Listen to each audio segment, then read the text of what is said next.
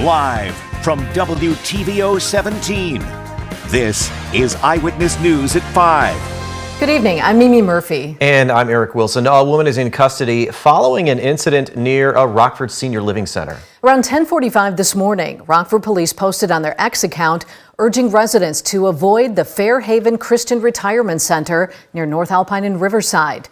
Police received reports of a woman armed with a weapon. Shortly before noon, another update was posted by RPD saying the woman was being taken to a local hospital. Once she's discharged, she'll be booked into the Winnebago County Jail. We'll keep you up to date as more information is released. Police arrest an Ogle County woman accused of 2 crimes against the same person. Ogle County Sheriff's deputies were called to Leaf River Methodist Church last Sunday morning for a battery. They arrested Sylvia Rogers. She was released under the Pretrial Fairness Act and given a future court date. Later that day, deputies responded to a call of criminal damage to a home in Leaf River. Investigators say Rogers is responsible for that too. Police arrested her on charges of criminal damage to property and criminal trespass. Rogers is in the Ogle County Jail waiting for her first hearing.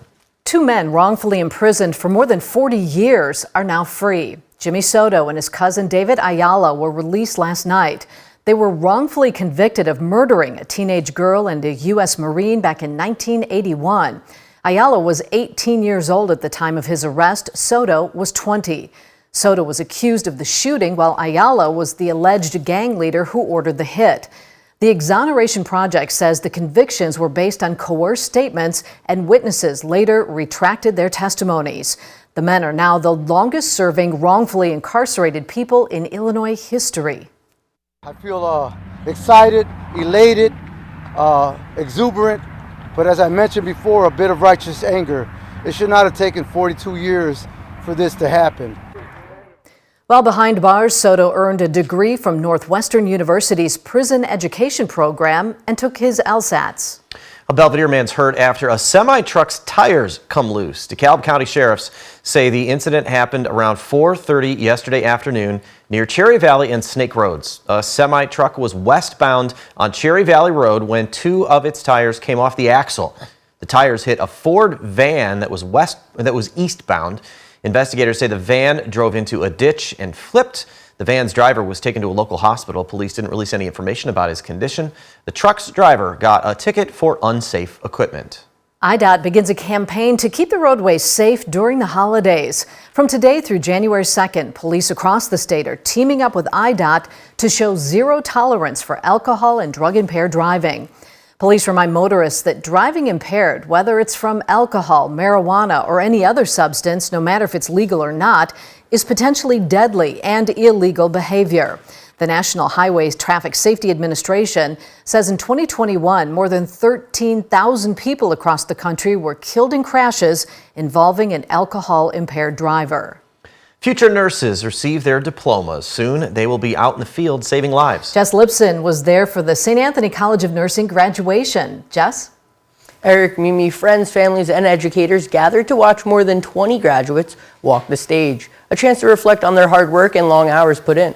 Most of the students received their Bachelor's of Science in Nursing, with one getting their Doctorate of Nursing Practice, and another received their Master's of Science in Nursing.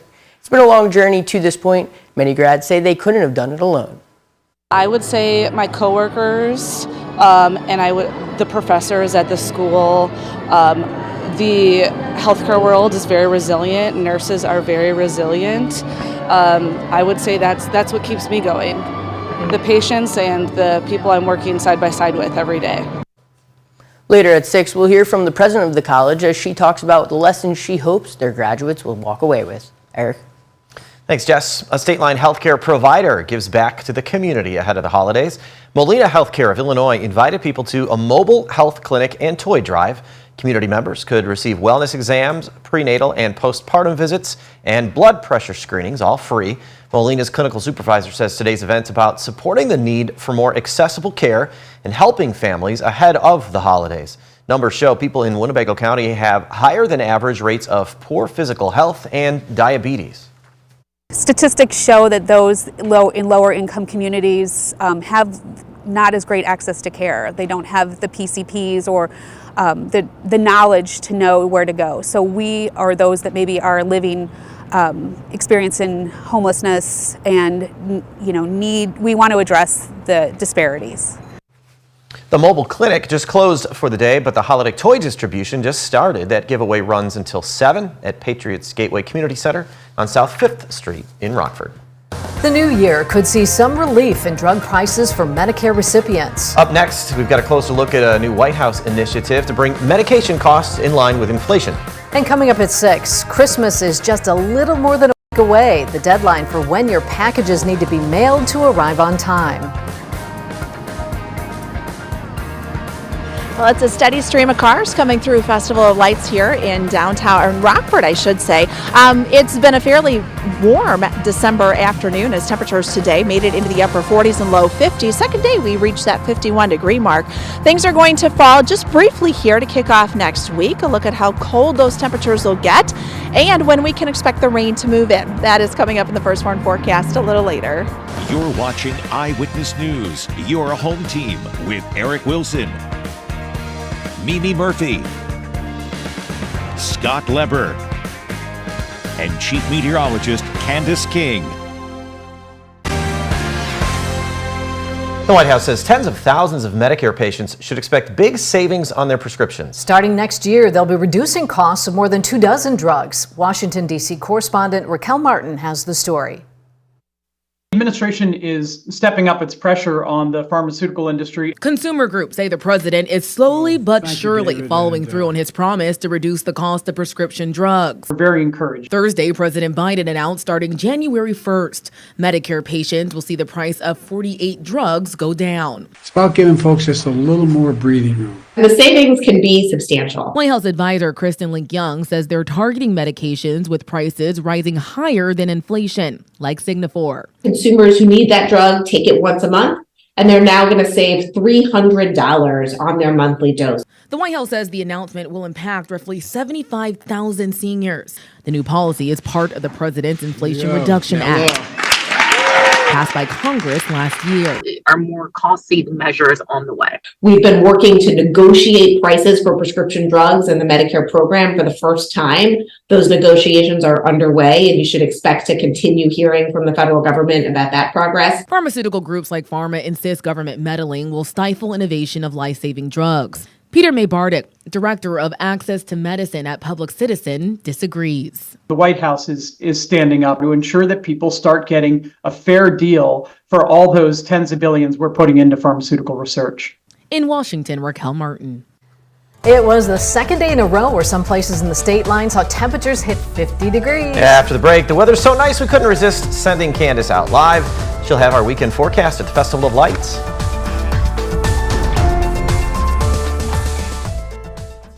Now, your First Warn weather forecast from Chief Meteorologist Candace King. Well, good evening. Welcome back. We are here at Festival of Lights at Mississippi Park in Rockford. Of course, the lights will run until 11 o'clock this evening. They started just a little before 5 o'clock. The lights turned on, and the cars there have been a steady stream of vehicles coming through, enjoying not only the weather, but also the lights. And each and every year, the displays get bigger and better. Of course, this is a free kind of event to go through, but there is a donation box towards the end of the lights, so we can keep this going each and every year. Tonight, we have had quite a few vehicles come through already. The first 100 cars through were able to receive an Eyewitness News ornament. Now, if you are not able to make it out here tonight, we've always got Saturday and Sunday at 5 o'clock.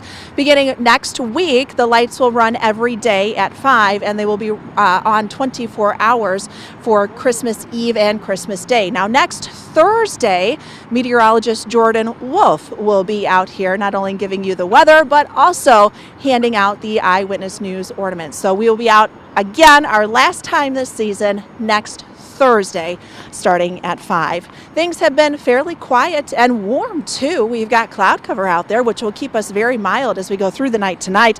A live look with our SkyTrack camera on the northeast end of Rockford. Temperatures today made it into the low 50s. We're at 45 in Rockford, 42 in Rochelle, and 45 degrees in Sterling. A pretty popular number across the board. There isn't much of a wind out there, which is helping in the wind chill factor, but there will be a chill here as we go through this evening. We've got the clouds. They're not going anywhere, and they're going to stay with us here pretty much through the weekend.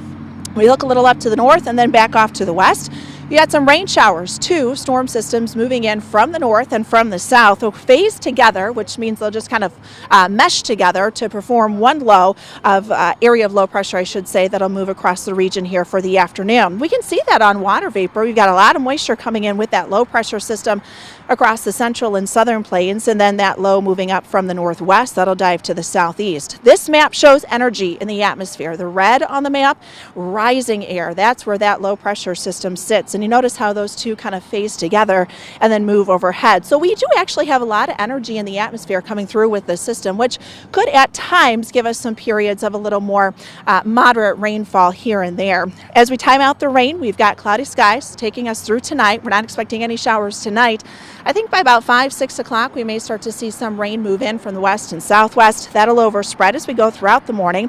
It's not going to be an all-day rain event, but scattered showers kind of on and off throughout the afternoon and evening. Now, while most of this will be light, there will be some pockets of some more moderate rain at times through the morning and then into the afternoon before this does begin to wind down by tomorrow night. Winds will turn to the west and northwest, so that'll keep a little bit of a cooler air mass overhead on Sunday, which is why our temperatures will stay in the 40s rather than the 50s like we've had the last couple of days.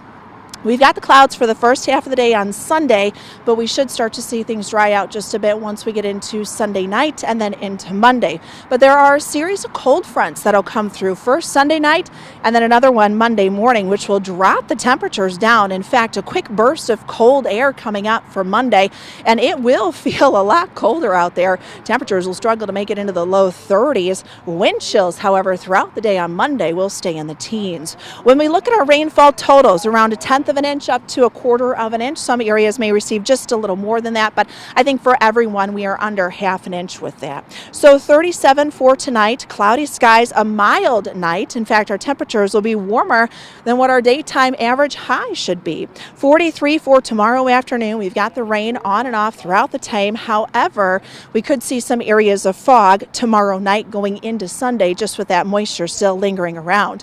Temperatures on Sunday near 44, 31 on Monday, and that may actually be achieved early in the day. During the afternoon, temperatures may actually drop just a bit. We have winds that'll be gusting 30 to 40 miles per hour, but we'll see those numbers moderate just a little by the time we get into the middle to end of next week. You know, guys, it's nice to see everyone come through here this evening. So hopefully you're able to make it out over the next couple of weeks. You've certainly made a lot of friends when you've been out there at Sinisippi Park. Candace, thanks. Scott's in next with sports. The Ice Hogs have a busy weekend ahead, including a night to honor one of their all-time great players. And the Chicago Bears will spend some time Sunday trying to stop a veteran quarterback who's become a major comeback story in the NFL. Now sports with sports director Scott Lever.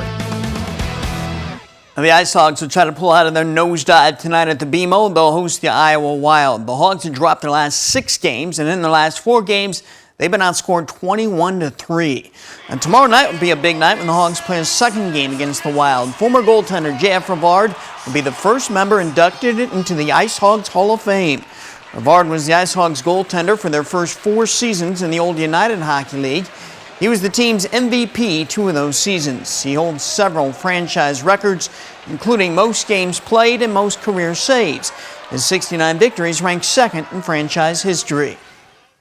We've got Nick 10 boys basketball action on the schedule for tonight. 4 games: Belvidere at Jefferson, Belvidere North at Hononegah, Boylan at Guilford, and East at Freeport. Auburn and Harlem have the night off. The Bears will try to keep surging Sunday. When they play in Cleveland, they'll face a Browns team that's been crippled by injuries. They're missing Deshaun Watson, Nick Chubb, their top 3 offensive tackles, 2 key defensive linemen, and their leading tackler, Grant Delpit. But the Browns are still in position for a playoff spot thanks to 38-year-old quarterback Joe Flacco. He passed for 311 yards and 3 touchdowns last week against the Jaguars. Matt Eberflus says Flacco still has talent. You can see the talent. You know, he's always had it, and he still has it. And you can see the arm strength, the accuracy, the vision, the patience in the pocket. Very calm in there. he stretches the whole part of the field. It's not just vertically, it's horizontally as well. So there's certain quarterbacks that only throw in between the hashes, in between the numbers, and you can certainly pack the paint, so to speak, on that. But he makes you defend the whole field for sure. You can see the Bears battle the Browns Sunday on Fox 39. It is a noon kickoff. After that, we'll have the Cowboys facing the Bills. The Packers will try to grab back some momentum after watching it all go out the window Monday night in that loss to the Giants. The Packers will host the Buccaneers at noon Sunday. A win puts them back to the 500 mark at 7-7. Jordan Love had a so-so game Monday night. He threw only one touchdown pass and had one pass intercepted. So he'll be looking to pick up the pace Sunday.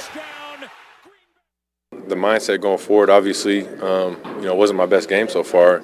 A lot of things weren't going right. And I just kept telling myself, move on to the next play, keep that positive mindset that, I'm going to make the next play.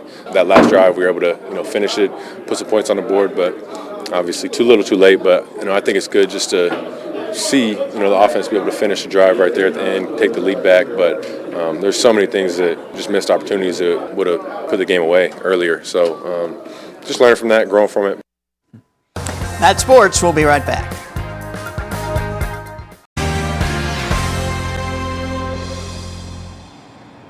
Well, our temperatures today made it back into the low 50s. We've got some cloud cover that'll stay with us tonight, but the night hours will stay dry. We'll see some rain move in there early tomorrow, and that'll stay scattered as we go throughout the day. We've got about 1/10 of an inch up to 1/4 of an inch or so coming. Some areas may see a little more than that, especially to the south. Things will dry out, but our temperatures will drop behind a couple of cold fronts going into Monday. It'll be cold, but we'll see those temperatures rebound with the next chance for rain returning possibly late into the week.